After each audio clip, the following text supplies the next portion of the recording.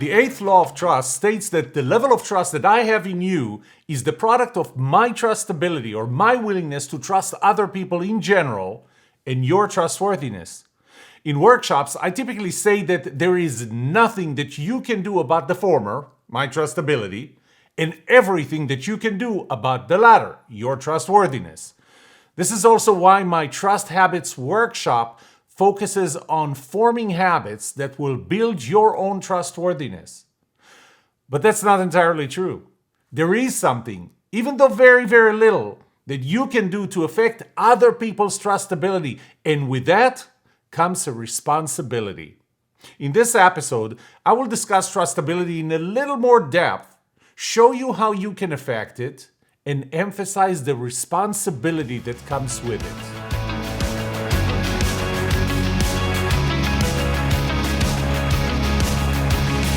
Welcome to The Trust Show. I'm Yoram Solomon, your host, the author of the Book of Trust, and facilitator of the Trust Habits Workshop. My mission is simple. I want to help you form habits that build your trustworthiness, because the answer to this question will have the biggest impact on your personal and professional success or failure.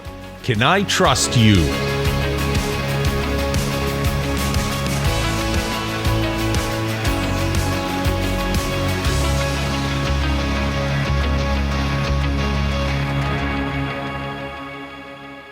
Let's start with what is trustability.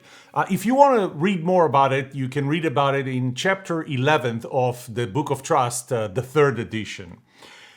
I'll tell you a story. One day, my wife and daughters came back from Israel. They had a connection through, if I remember correctly, it was Philadelphia. In Philadelphia, she walked into a restaurant, a fast food restaurant, and she ordered a cheese sandwich, which apparently did not agree with her stomach, or her stomach did not agree with the sandwich very well. And at that point, she suffered through the rest of the flight from Philadelphia back to Dallas. And she suffered, this was pretty bad because she was taken off the plane on a stretcher. And that was a very bad experience for her. She would never set foot in that restaurant chain again. It was a single incident, but she would never set foot in that restaurant chain again. And I think that was about 7 years ago. And she still has not ever gone into that restaurant chain. So that affected her trustability in that restaurant chain, even though that was the outcome of just eating one sandwich in one of their locations.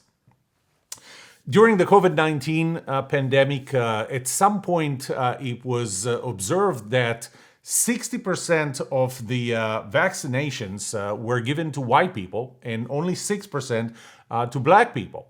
And I know it's very easy to jump and say this is racial inequality or something in that nature, but really, there was a part of it where black people were afraid of getting shots.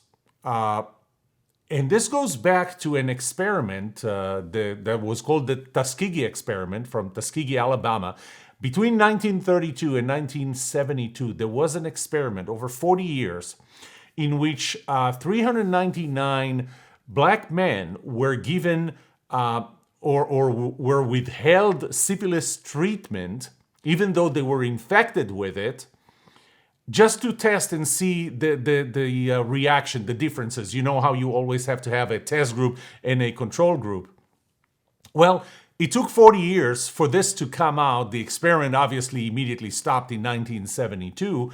But if you're a black man or a black person, would you trust a white person with a needle, knowing what happened there? That's another example of trustability, what happens with trustability. There are different layers to trust. And it starts with trustworthiness. When you decide whether one person is worth your trust, has earned your trust, or earned your distrust. A higher level is when you talk about a specific group of people. Now, this could be we can say white people, or we can say flight attendants, or restaurants, a group of people. And then at the higher level is your trustability in people in general. And if you go back, I don't remember which episode I talked about the fact that you actually trust four types of, call it entities. You trust yourself, you trust other people, other things, and God, right? And so there is how much trust do you have generally in people? So there are these different levels, and trustability lives at the higher levels. So do we trust other people in general? Do we trust a certain type of people or a certain type of restaurants, a certain type of things? We don't trust airplanes, maybe. And it comes down to the bottom, which is trustworthiness of a single person. That really is not trustability. It's not my willingness to trust other people in general. So this is kind of what trustability is. If you like this video, click the like button, subscribe to this channel, and get notified when I release more videos like this.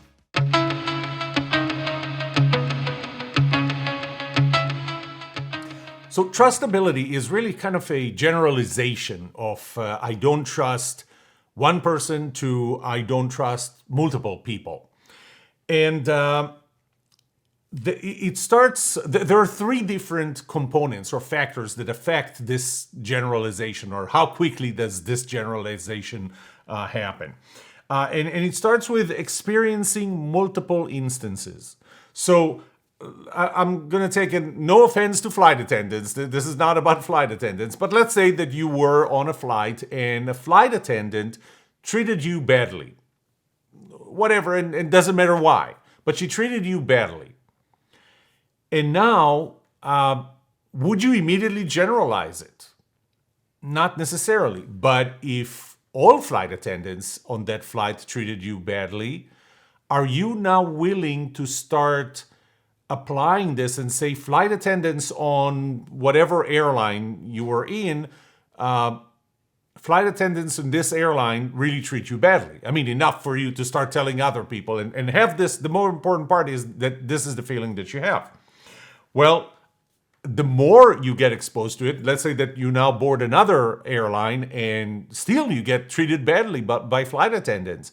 Now you're starting to extend this not just to flight attendants on a specific flight or on a specific airline, and it might start with this specific flight, go to a specific airline. Now you are unhappy with flight attendants in general, so you don't trust flight attendants in general. Doesn't matter which airline. And it can go even beyond that to maybe not trust airlines in general, because it's not just flight attendants. So the first factor that affects it, your generalization of an instant of low trust or high trust for that matter, and I'll talk about that at the end. The more you got exposed to that, the more instances of a consistent behavior that causes you to trust or to distrust, the more you're going to start generalizing it. The second factor is the severity. How severe was the loss of trust or the gain of trust? How important was that trust? That would cause you to generalize it even if you did not have too many instances of the same behavior that caused you to trust or to distrust another person, and makes you generalize it to others. So take my wife, for example, that same story. Her reaction to that sandwich, and frankly, we don't even know that it was that sandwich. The only thing that matters is that my wife thinks that eating that sandwich was what made her feel so sick that she had to be taken off the airplane on a stretcher. It was so severe that she's not willing to risk trusting what in her mind was the group of restaurants from the same chain. Now, this is up to her. She could have decided, I'm not trusting restaurants in Philadelphia. I'm not trusting restaurants in airports. I'm not trusting that specific chain. I'm not trusting fast food. I'm not trusting any restaurant eating outside the house. Or I don't trust cheese because that was a cheese sandwich. And at least in her mind, that was what caused, and probably did cause that effect. So how severe the impact of that behavior or that instance would affect how quickly will you generalize it to others, simply because you don't want to take the risk of getting exposed to the same thing, the same behavior, the same instance multiple times. The third component is really more of a logical component, a logical correlation. Can you see the correlation in your mind between that type of person and that type of behavior that causes you to lose or gain trust? If you can, in your mind, correlate the two and say, you know what, I can see why this would happen with this type of person, then you will generalize it. But for that, it has to make sense in your head. So there are three components, there are three factors that would affect how quickly you would generalize one trustworthy or untrustworthy behavior to trusting or not trusting, having trustability or not having trustability in a group of people, or all people in general, or all things.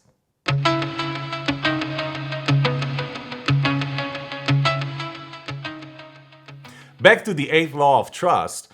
Trust is the product of my trustability, my willingness to trust other people, and your trustworthiness. And there is almost nothing that you can do about the former, my trustability, and everything you can do about the latter, your trustworthiness. Note that I already used the word almost. I didn't say that there's absolutely nothing that you can do about the former, because there is almost nothing that you can do. And why is that? Well, I'm going to start with if I could know every person in a specific category. So I used flight attendants before. So if I knew all flight attendants in all airlines all over the world, I could really, this is more than generalizing. This is because I know all of them and I know how much I can trust them. I can average the level of trust. I can do whatever I want and decide whether I trust flight attendants in general. But I don't. I don't get exposed to all of them. So I'm generalizing based on maybe only a few instances, a few exposures. I used to get executive platinum on American Airlines in the first 3 months of a year. I get exposed to a lot of flight attendants. Other people, not so much. So they generalize from just a few instances. Why is that important? Well, as I said, since I'm generalizing my trustability from a specific person's trustworthiness, even though your behavior has the biggest impact on the trust that I have in you, because my trust in you is the product of my trustability and your trustworthiness, you slightly affect how I see people like you. So it's a much smaller effect, but there is an effect. Because in my mind, I don't just see you and this as a single relationship, but I see you also as a representative of a group of people.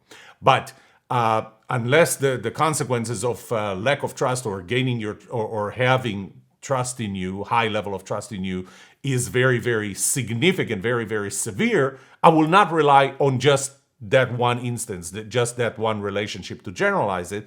However, you still have an impact. If in my life I got exposed to only 10 people like you, then it still has, your behavior has 10% impact on how I see people like you in general. So a cool thing here is that it's not necessarily all about bad behaviors and distrust. It's also about trust and good behaviors.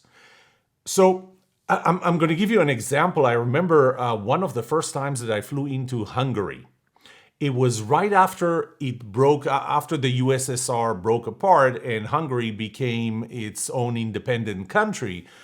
And I remember that I came there, and being an Israeli, I flew from Israel at that time, I lived in Israel. I remember people coming around just to see what an Israeli is like.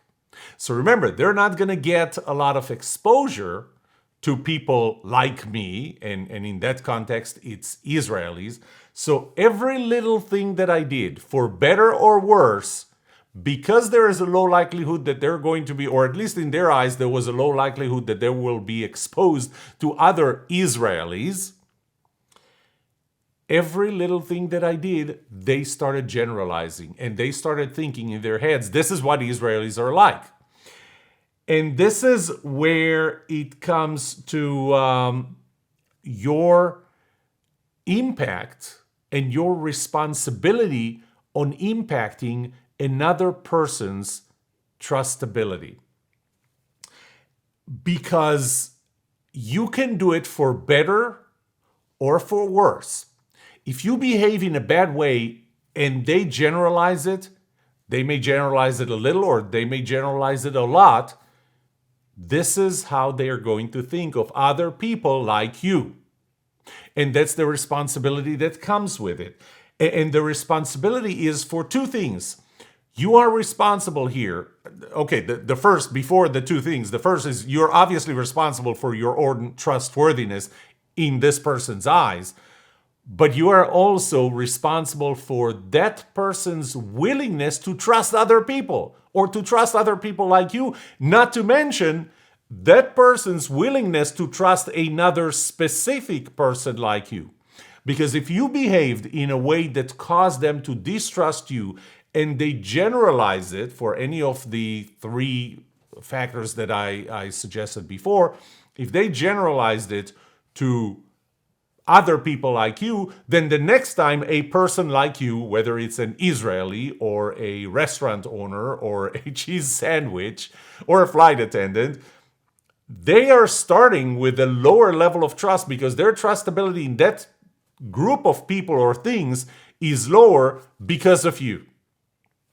So your responsibility towards the other person is one towards the other person doing the trusting. So you are affecting their willingness to trust other people like you.